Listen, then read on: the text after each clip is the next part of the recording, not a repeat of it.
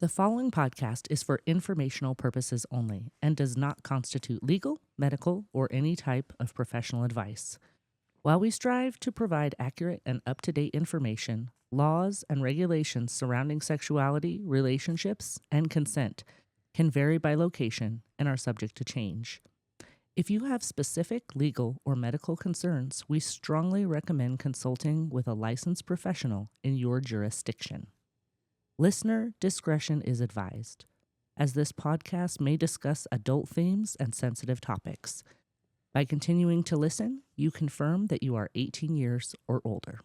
Welcome to the Siren of Freedom podcast, sounding the alarm by bringing clarity and freedom to the realm of sexuality. Our aim is to give others a place to share their stories and release themselves from the weight of shame and guilt.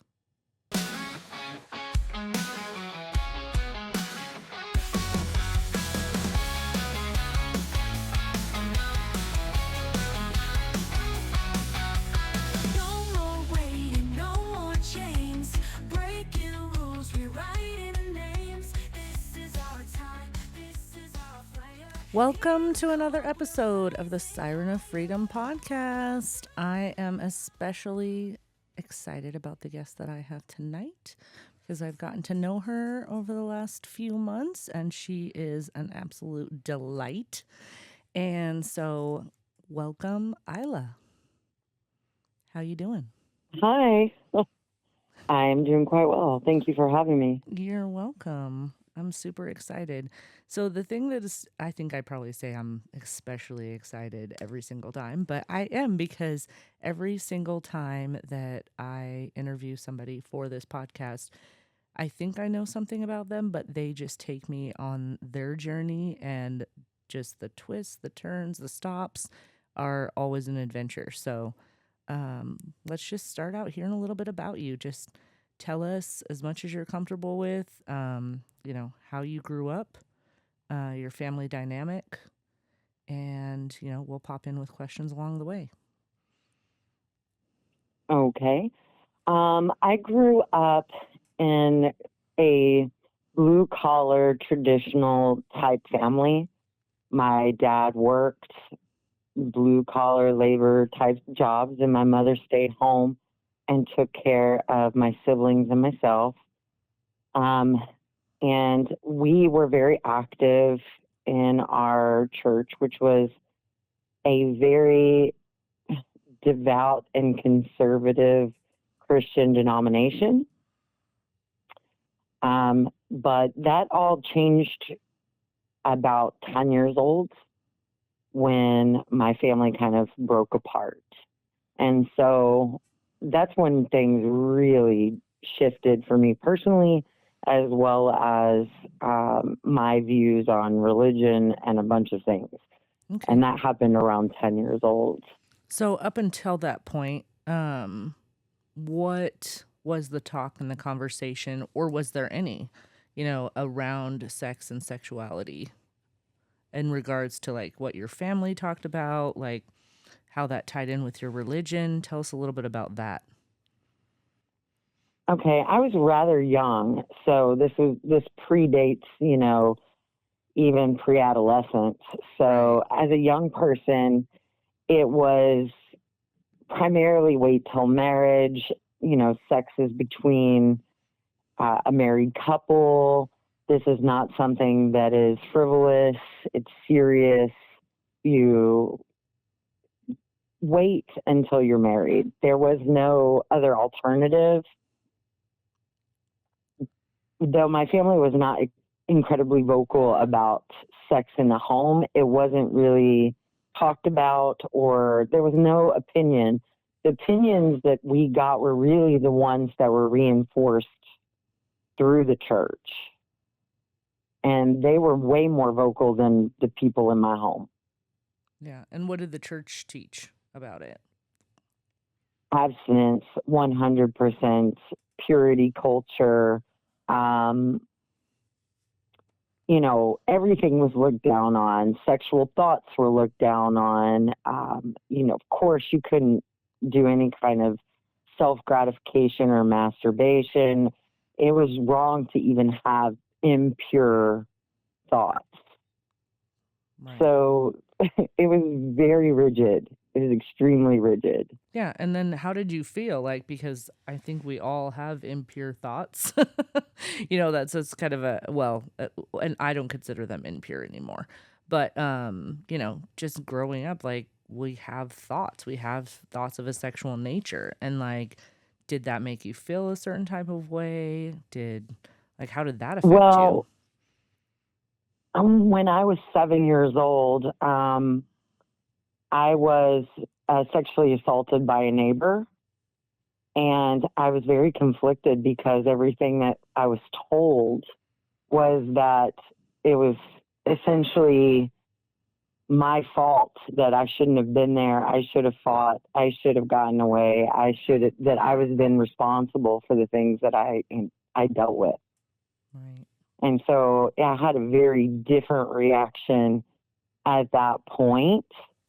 Um, it wasn't an adult, it was another kid.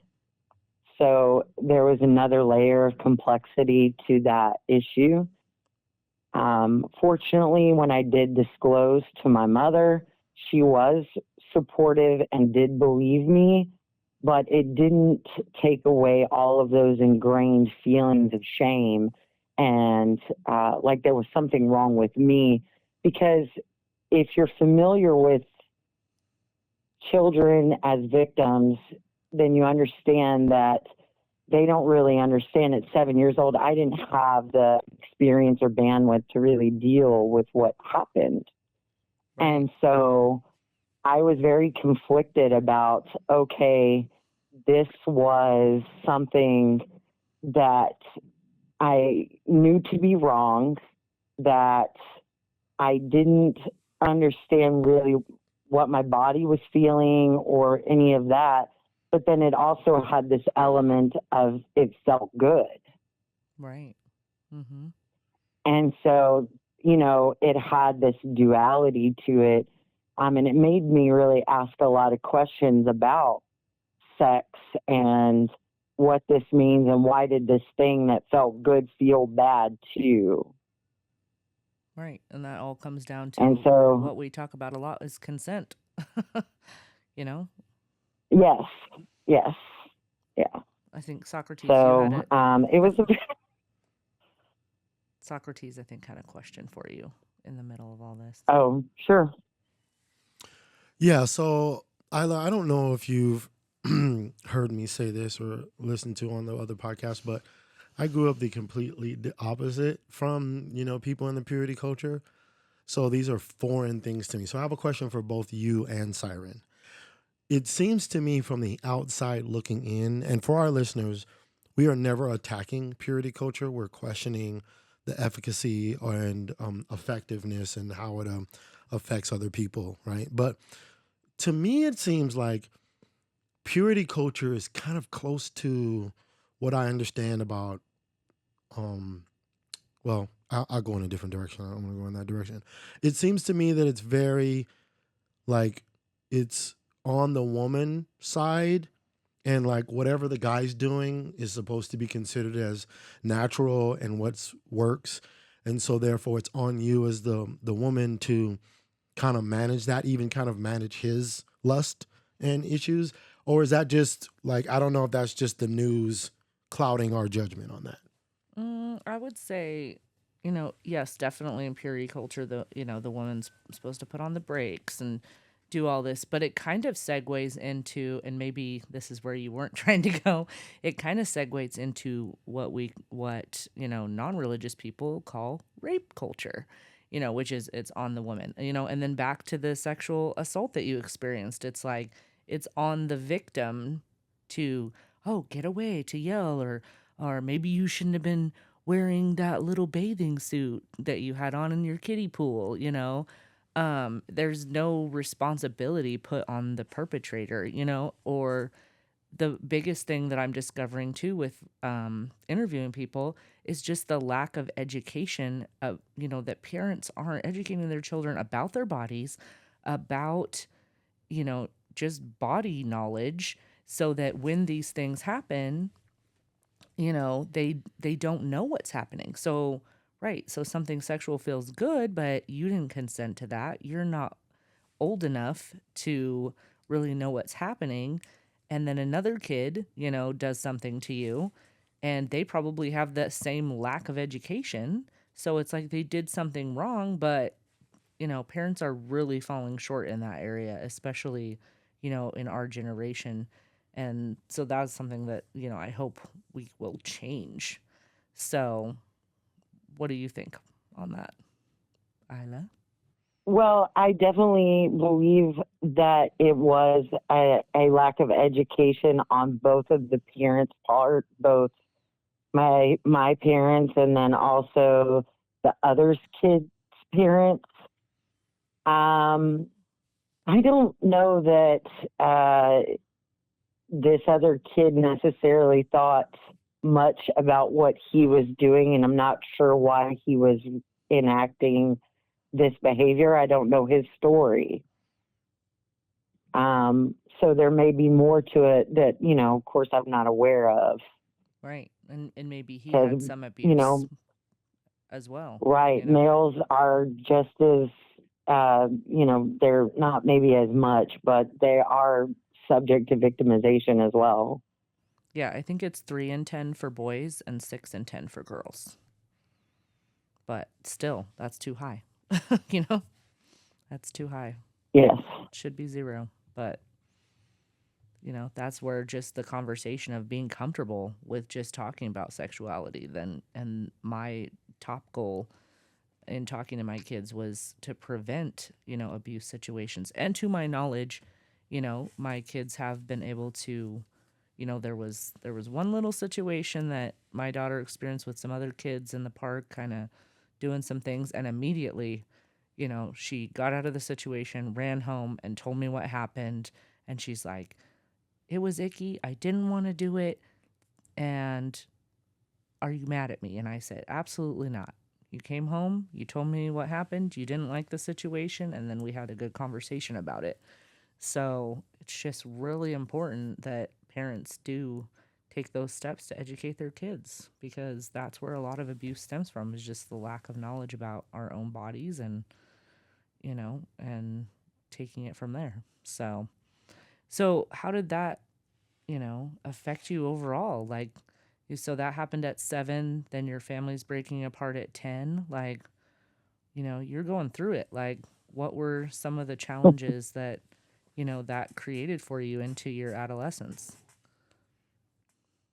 Well, what I realized pretty quickly after all of that was that, the human being is a very flawed thing. And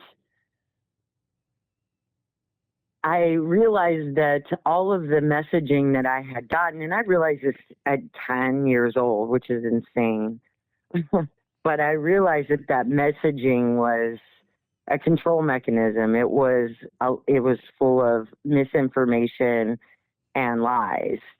And so once I realized that, watching what my parents were going through and them deviating from the same rules that they were implementing for us or trying to enforce with us, I realized it was all garbage. And this was not something that I had to worry with anymore. Um, I still maintain some of that indoctrinated messaging just because that's a very hard thing um, to unweave out of your brain. 100%. But I really wasn't worried about sex or sexuality because of the incident when I was 7.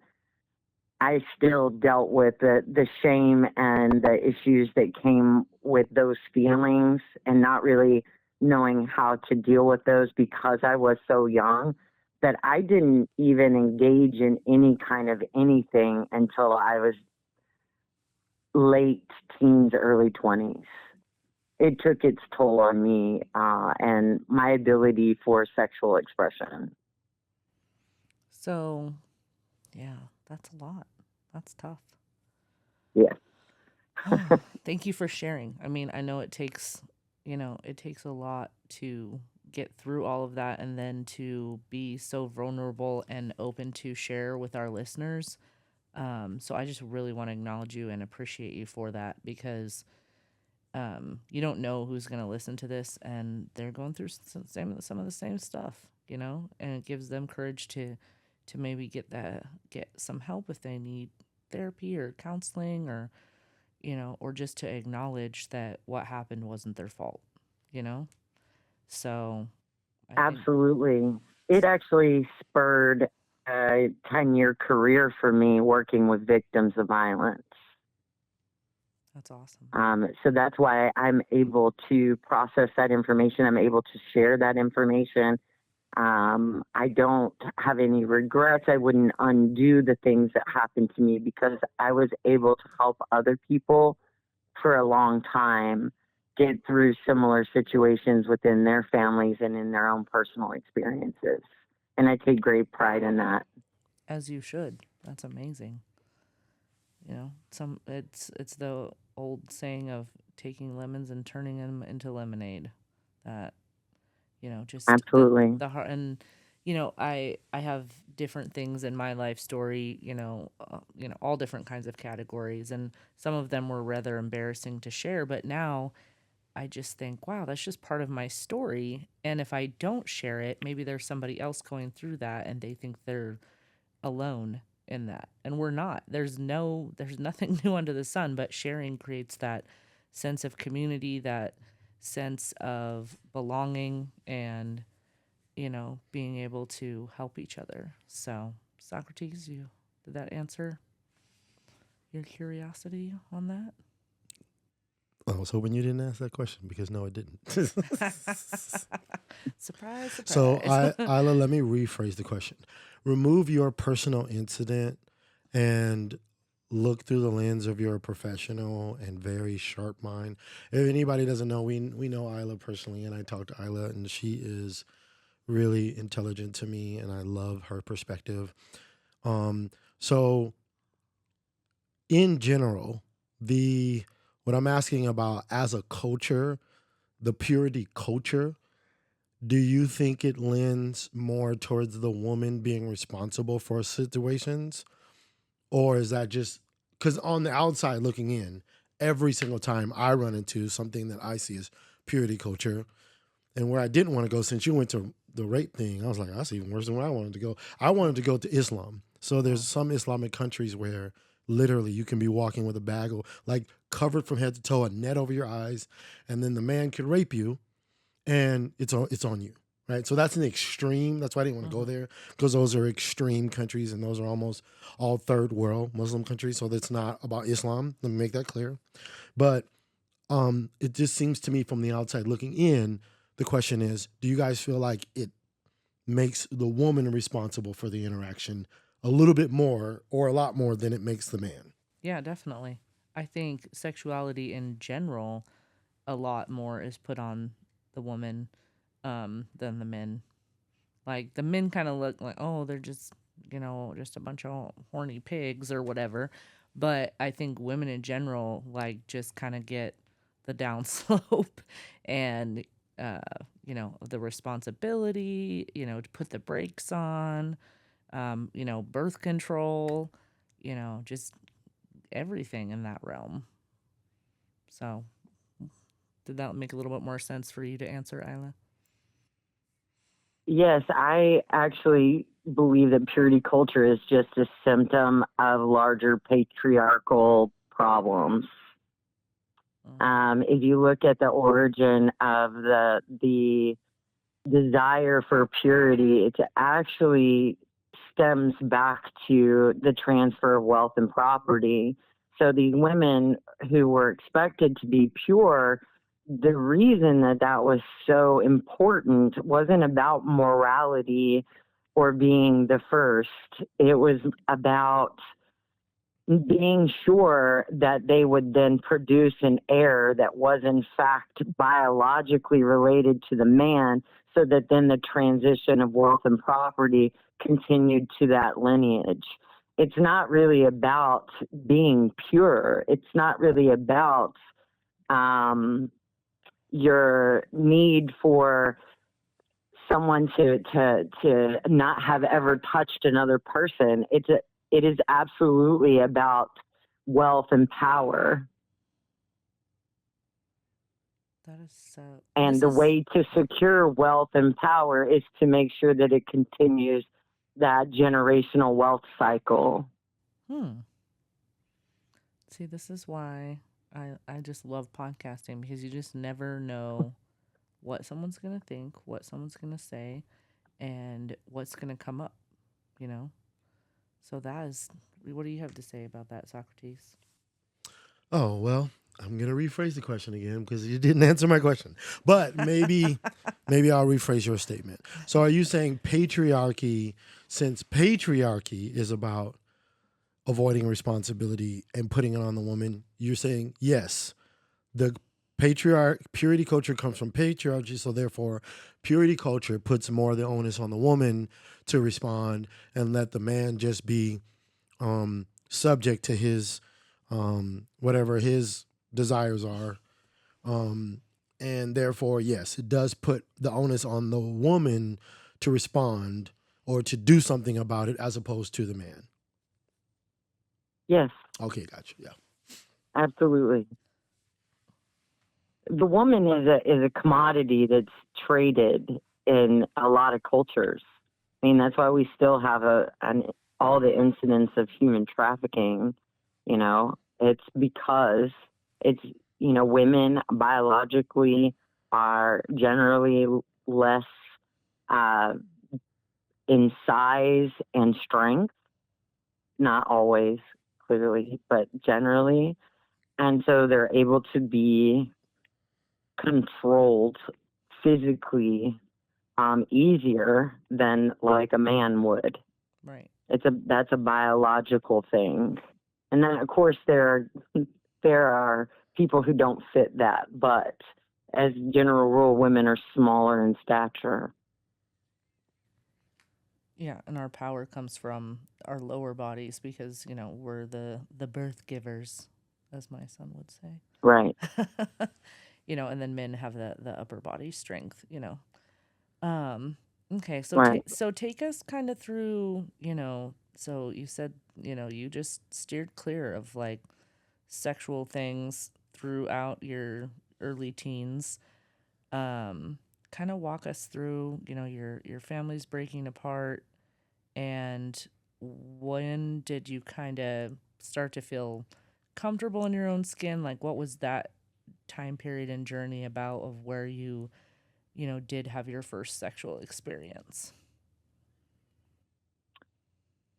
Oh, first sexual experience, consensual sexual experience, was, I think I was around 16 when I kissed a boy for the first time.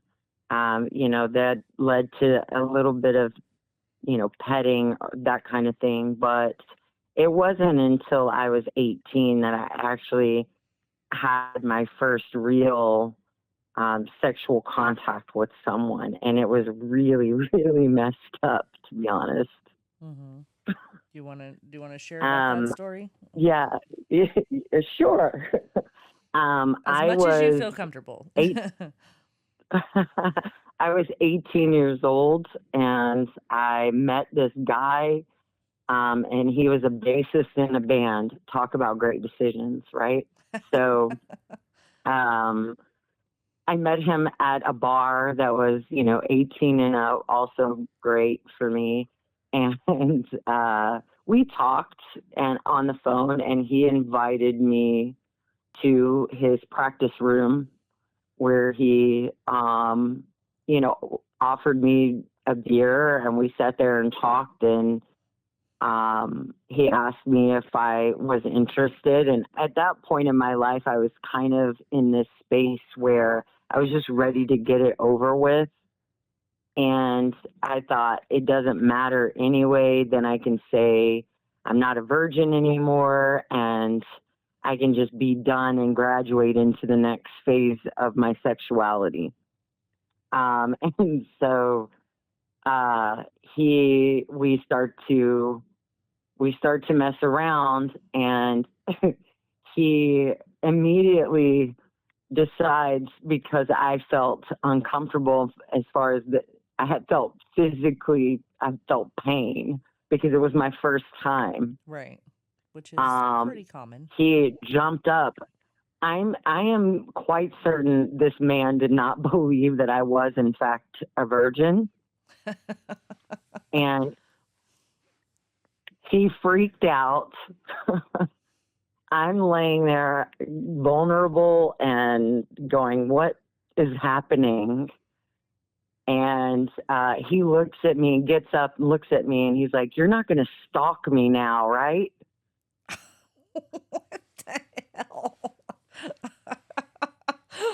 Like, that's what I said. It was super messed up. And I looked at him and I'm like, what are you talking about? And I was like, I'm going to go. I got dressed, I got in my car, and I left. And I never saw him again. yeah, you're like, It wasn't exactly a 10 out of 10, buddy. So, yeah. No, it was like you mentioned in a previous podcast that it was like a minute 34 seconds. I have you beat. It was probably like 15 seconds. It was like in and done. Oh no, when I was talking about my wedding night was like 17 Yeah. seconds. Yes. He didn't even get in before it was over with. So, yeah. Oh my. Yeah. You still win. I hope. I don't want to be a winner in that category. For crying out loud. Please tell me it got things. So after you graduated, which is kind of interesting because when we had Scarlett on, hers was kind of similar. She was like convincing the guy, like, yeah, I want to lose my virginity. Like, let's just do it, you know? And I think that's like, I don't know. It kind of makes me sad. I'm like, but I also shared that my daughter's losing of her virginity was like a beautiful experience. So I felt a little redemption of like being able to pass on some things so that my daughter had a good experience. But just this whole getting it over with thing. But and so then what? You're graduated from the Virgin Club, you probably didn't get the cake. Have you seen those cakes?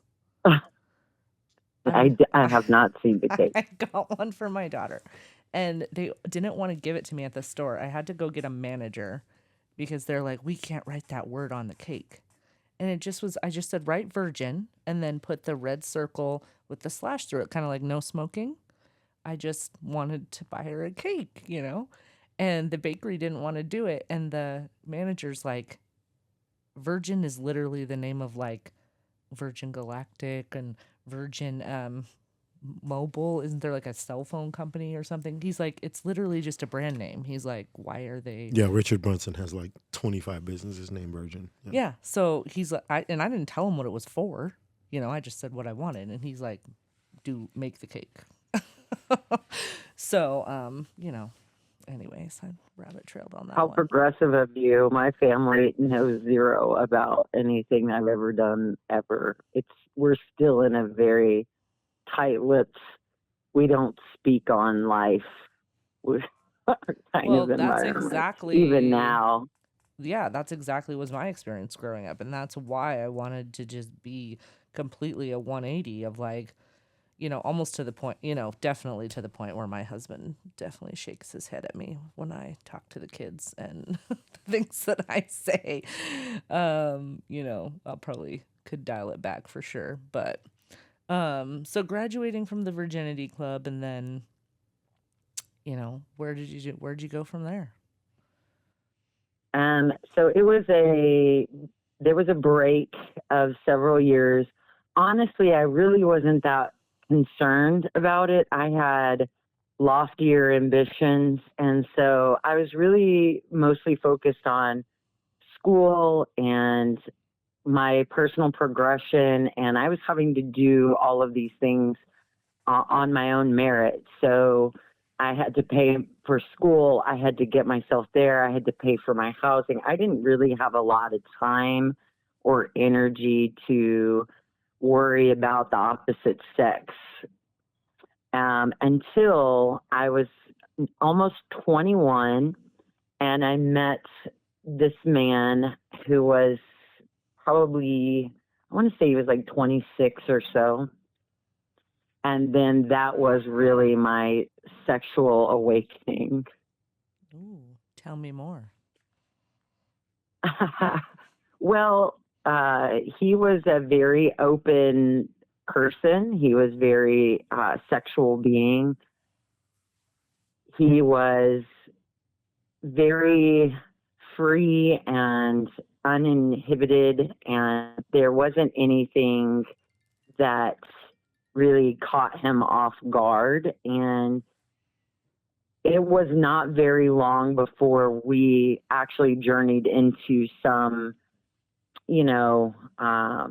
threesomes and things like that very quickly. I mean, I was like, wee, and once that door was opened, it was game on and has been since.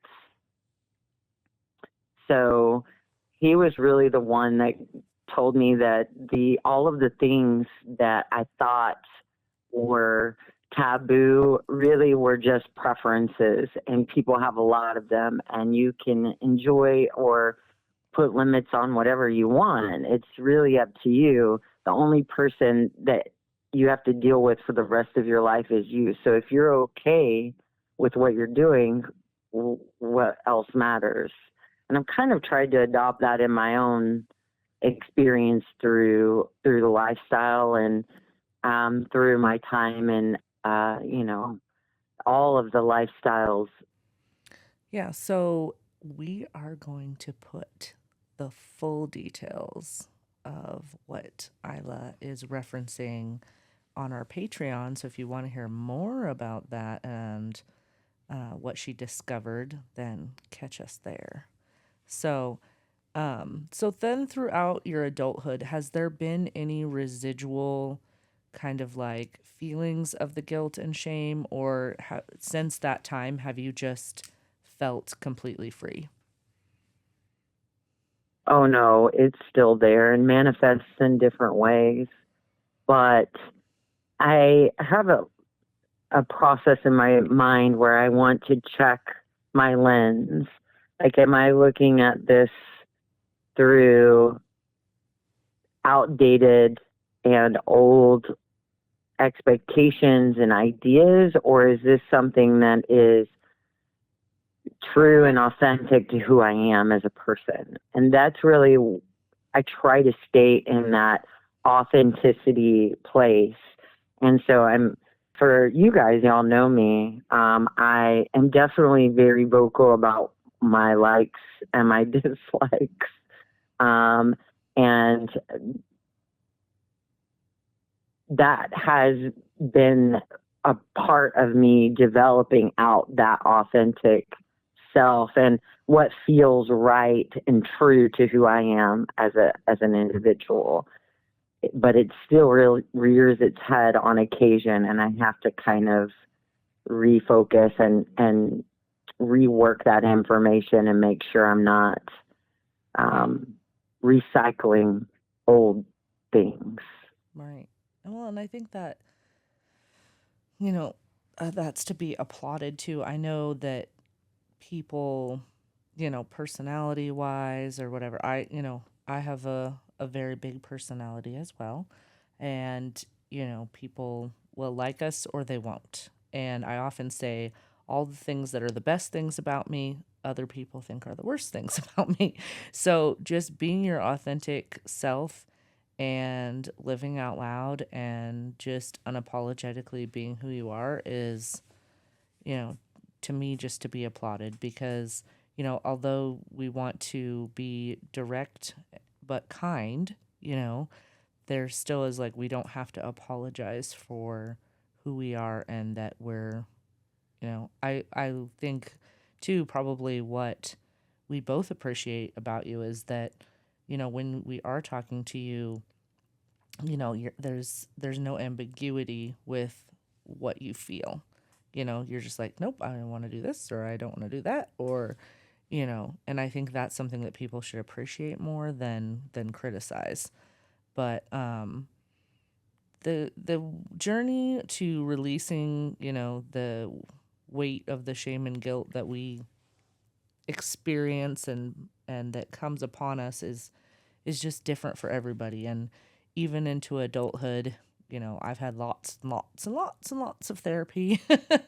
um Same. and I never, I think that I'm one of the rare women that has never experienced any sort of sexual abuse, um, you know, physically. I think, there's probably some mental and emotional stuff, but still, there's still challenges that I encounter that I still have to deal with. And like you said, not recycle, old beliefs, old shame, things that were like, hey, I thought I took that out to the trash. Why is it, why is it on my shelf again?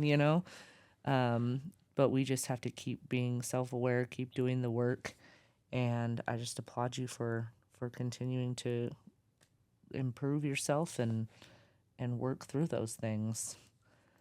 Um, is I there, go ahead. It's been a long journey, I'll tell you. Yeah. Well, and we don't really, if we're committed to constant and never ending improvement, which is something that Socrates and I are committed to, then we don't really end that until we're dead. Like that's just the way it is. There's always going to be something. Some days I'm like, can we just like, do we have to? And he's like, yep, until the day we die, we're going to be constant and never ending improvement. And it's a good thing, but it's a hard thing. And it's like working out, if you don't move your body, those muscles atrophy. So, it's the same with personal development. It's the same with mental and emotional work. It's an ongoing process. So I hope that people will be inspired and learn and even just be more free to share. Is there anything else that you want to share with our listeners before we dive off of this portion? And I have a feeling the Patreon side is going to be really, really interesting. I am excited to to record that part. Well, just be a shark. Keep moving forward or you die. What about you, Socrates? Any final questions or thoughts for her? He usually will ask a final question, then it dives into 15 more Yeah, minutes that's what of I'm saying. How talking. much time you got? Well, Um, we got like another, we can do another 10 minutes if you got something. so this gentleman that kind of opened you up Hmm. sexually, what was it about him that you feel like made you feel comfortable to open you up? Let's like maybe rephrase it a little bit. Like, is Oh, there that's a hard something one. like mentally and emotionally? Well, I'm not talking about his dick. I'm talking about his. I'm just kidding. I know it was hard. No, it's like Stop. go ahead. I'm messing with you. Honestly, I think at that point I had just hit an emotional maturity milestone. I don't necessarily think that it was anything about him. I was in the space where I was healed enough, ready enough, had done enough self development work and reflection to be open to having that person come into my life and escort me through that door. Um, Honestly, he was not someone who could be a permanent fixture in my world, but he was a very influential person in my world for a short time. And he just opened up an opportunity at a time when I really was ready to receive what he had to offer. And that is really all it was. It was, cosmic timing. Right. I like that. Anything else? All right. Well, we're going to end this portion of the podcast and see us on the other side for the real down and dirty details. Thank you, Isla, so much. And I just can't wait to get to know you more.